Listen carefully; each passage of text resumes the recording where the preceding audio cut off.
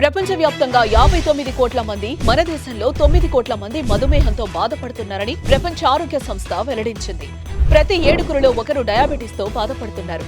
భవిష్యత్తులో ప్రతి 7గురిలో 4 అయ్యే అంచనా. డయాబెటీస్ మీద పూర్తి అవగాహన అందించి డయాబెటీస్ నుంచి తెలుగు ప్రజలను కాపాడే ప్రయత్నం చేస్తోంది సుమన్ టీవీ. డయాబెటీస్ లో ఆస్తమా ఉంటే ట్రీట్మెంట్లు కొద్దిగా మారుతాయండి. డయాబెటీస్ లో కొన్నిసార్లు స్టెరాయిడ్స్ వాడతాం. ఈ ఆస్తమాలో డయాబెటీస్ ఎక్కువ అయ్యే ఛాన్సెస్ ఉంటాయి. సివియర్ ఆస్తమా ఉంటే స్టెరాయిడ్స్ వాడవలసి వస్తుంది. అది కూడా ఓరల్ స్టెరాయిడ్స్. దానివల్ల షుగర్లు పెరిగే అవకాశం ఉంటుంది.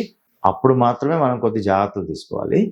లేకపోతే డయాబెటీస్ వాళ్ళకి ఆస్తమా వచ్చినా కూడా రెగ్యులర్ గా ఆస్తమా వాళ్ళలాగానే ట్రీట్ చేస్తాము. ఇన్హేలర్స్ ఇస్తాము, కొన్నిసార్లు టాబ్లెట్స్ ఇస్తాము, మాంటిల్యూకాస్ట్ అనేది.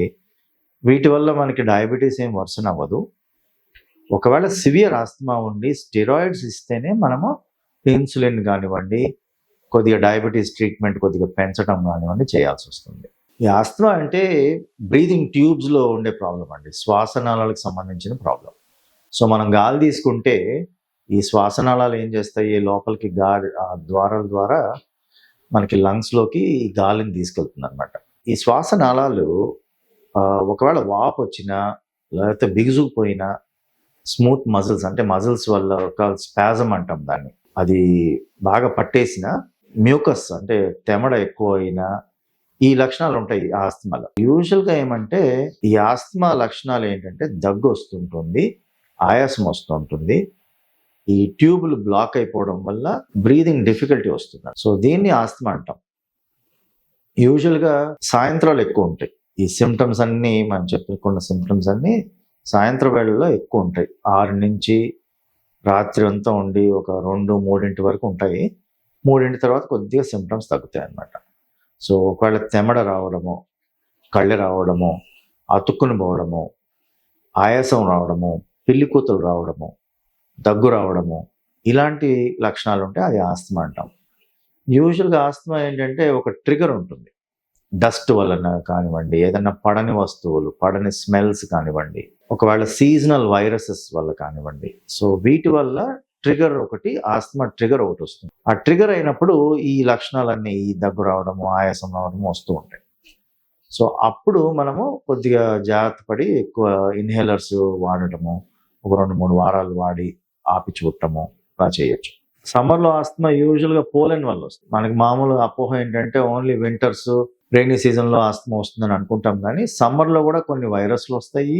సమ్మర్లో కొన్నిసార్లు ఈ పోలెన్ ఎక్కువ అవుతాయి. ఆ పోలెన్ ఇన్హేల్ చేసినప్పుడు అప్పుడు ఆస్తమా ట్రిగర్ అయ్యే ఛాన్సెస్ ఉంటాయి అన్నమాట. ఇలాంటి ట్రిగర్స్ ఉన్నప్పుడు ఈ సమ్మర్లో బయటకు వెళ్ళినప్పుడు కొద్దిగా మాస్క్లో పెట్టుకోవడము.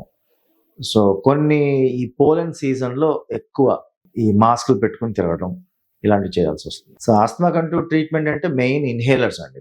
ఇన్హేలర్స్ ఎందుకు చెప్తామంటే, ఇన్హేలర్స్ డైరెక్ట్గా లంగ్స్లోకి వెళ్తాయి, ఆ ట్యూబ్స్లోకి వెళ్తాయి, ఎక్కడికైతే వెళ్ళాలో అక్కడికే వెళ్తాయి. సో సైడ్ ఎఫెక్ట్స్ తక్కువ ఉంటాయి. So inhalers first line of treatment. దాని తర్వాత టాబ్లెట్స్ ఉంటాయి, మాంటిల్యూకాస్ట్ అని ఇంకోటి ఉంటుంది, అది నైట్ టైం ఇస్తాము. సో ఒకవేళ వీటితో తగ్గకపోతే థియోఫైలిన్స్ అని ఉంటాయి, అవి కూడా వాడతాము. ఒకవేళ వాటితో కూడా తగ్గకపోతే స్టెరాయిడ్స్ వాడతాము, ఓరల్ స్టెరాయిడ్స్. ఓరల్ స్టెరాయిడ్స్ అంటే వాపు తగ్గిస్తాయి లోపల. కొన్నిసార్లు నెబులైజర్స్ వాడతాము. ఒకవేళ బాగా సివియర్గా ఉంటే అడ్మిట్ చేయవలసి వస్తుంది. ఇవన్నీ ఆస్తమాకి సంబంధించిన ట్రీట్మెంట్స్. ఒకవేళ ఆస్తమా సిమ్టమ్స్ రాత్రులు ఎక్కువ అవుతున్నాయి అనుకోండి, ఆ నైట్ టైం ఇన్హేలర్స్, నెబులైజర్స్ ఇంట్లో పెట్టుకోవాలండి.